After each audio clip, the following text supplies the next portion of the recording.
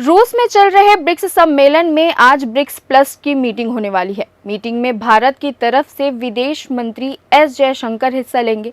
इस मीटिंग में कुल 28 देश और 5 अंतर्राष्ट्रीय संगठन हिस्सा लेंगे। मीटिंग के बाद ब्रिक्स देशों का साझा बयान यानी कजान डिक्लेरेशन जारी होगा। नमस्कार, मैं हूं सोमा सिंह और आप देख रहे हैं CGNN न्यूज़। आज हम बात करेंगे रूस के कजान में चल रहे ब्रिक्स समिट 2024 के बारे में और जानेंगे कि अब तक की इम्पोर्टेंट बातें। सबसे पहले थोड़ा जानते हैं ब्रिक्स की हिस्ट्री और जानेंगे क्या है ब्रिक्स समिट, कैसे काम करता है ये। 2006 में ब्राजील, रूस, भारत और चीन ने मिलकर ब्रिक्स समूह बनाया था। 2010 में फिर इस समूह में दक्षिण अफ्रीका भी इसमें शामिल हो गया, जिससे इसका नाम ब्रिक्स हुआ। ब्रिक्स का नाम इन सभी देशों के पहले अक्षर से मिलकर बना है। ब्राजील से B, रूस से R, इंडिया से I, चाइना से C और साउथ अफ्रीका से S।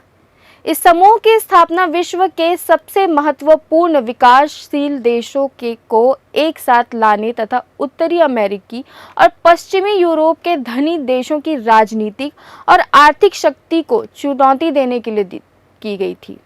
2023 में ब्रिक्स ने 5 नए देशों को अपने साथ जोड़ने का फैसला लिया, जिसके बाद अब इन देशों की संख्या 10 हो गई है, जिसमें मिस्र, इथियोपिया, ईरान, सऊदी अरब और संयुक्त अरब अमीरात शामिल हैं, जिसके बाद अब इसका नाम ब्रिक्स प्लस हो गया है। अब बात करेंगे 2024 ब्रिक्स समिट की। ब्रिक्स समिट में शामिल होने के लिए प्रधानमंत्री मोदी 22 नवंबर को रूस के कजान शहर पहुंचे, जहां उनका भव्य तरीके से स्वागत किया गया, जिसके बाद वे रूस में भारतीय समुदाय के लोगों से मिले। इसके बाद PM मोदी और रूस के राष्ट्रपति व्लादिमीर पुतिन के साथ द्विपक्षीय बैठक हुई। इस बैठक के बाद क्या निर्णय लिए गए, जानते हैं।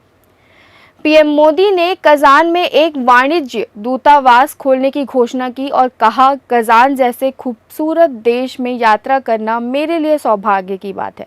रूस और भारत के बहुत गहरे संबंध हैं। वाणिज्य दूतावास खुलने के बाद ये संबंध और गहरे होंगे। बैठक के दौरान प्रधानमंत्री मोदी ने रूस यूक्रेन युद्ध का भी जिक्र किया और कहा, रूस और यूक्रेन के बीच संघर्ष के विषय पर हम लगातार संपर्क कर रहे हैं। हमारा मानना है कि समस्याओं का समाधान शांतिपूर्ण तरीके से होना चाहिए। शांति और स्थिरता की जल्द से जल्द बहाली का हम पूरी तरह से समर्थन करते हैं। आने वाले समय भी भारत हर संभव सहयोग के लिए तैयार है। रूस के साथ बैठक के बाद PM मोदी की 5 साल बाद चीन के शी जिनपिंग के साथ द्विपक्षीय बैठक हुई, जिस पर सभी की नजर थी। चलिए जानते हैं इस बैठक में क्या हुआ। PM मोदी और जिनपिंग के बीच कजान में बुधवार को ब्रिक्स समिट से अलग द्विपक्षीय मुलाकात हुई। कहा जा रहा है कि दोनों नेताओं की 50 मिनट तक बात हुई। इस बैठक में PM मोदी के साथ विदेशी मंत्री S जयशंकर और राष्ट्रीय सुरक्षा सलाहकार अजित डोभाल भी मौजूद थे। शी जिनपिंग से मुलाकात की तस्वीरें X पर पोस्ट करते हुए PM मोदी ने कहा, रूस के कजान में ब्रिक्स समिट से अलग राष्ट्रपति शी जिनपिंग से मुलाकात हुई। दोनों देशों के लोगों के अलावा क्षेत्रीय और वैश्विक शांति के साथ स्थिरता के लिए भारत चीन संबंध अहम है। आपसी भरोसा, आदर और संवेदनशीलता ही दोनों देशों के द्विपक्षीय संबंधों को राह दिखाएंगे। प्रधानमंत्री मोदी ने दोनों देशों के बीच विवादों और मतभेदों को ठीक से सुलझाने पर जोर दिया। विदेशी मंत्री एस जयशंकर ने सोमवार को कहा कि भारत और चीन में सीमा पर पेट्रोलिंग सिस्टम को लेकर समझौता हुआ है।